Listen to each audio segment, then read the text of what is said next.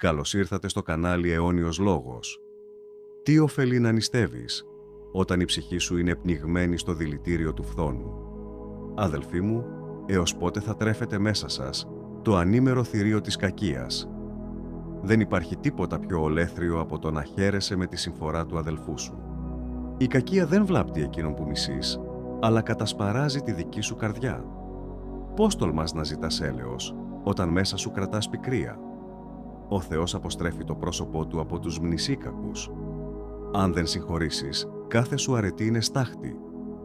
Γκρεμίστε λοιπόν τον εγωισμό που σας απομακρύνει από την Εκκλησία. Τρέξτε στην Ιερή Εξομολόγηση, καθαρίστε την ψυχή σας και προσέλθετε στη Θεία Κοινωνία. Εάν το βίντεο σε ωφέλισε, κάνε εγγραφή στο κανάλι μας Αιώνιος Λόγος. Ο Κύριος μας Ιησούς Χριστός, ο εσταυρωμένος και αναστάντας, να σας ευλογεί και να σας αγιάζει.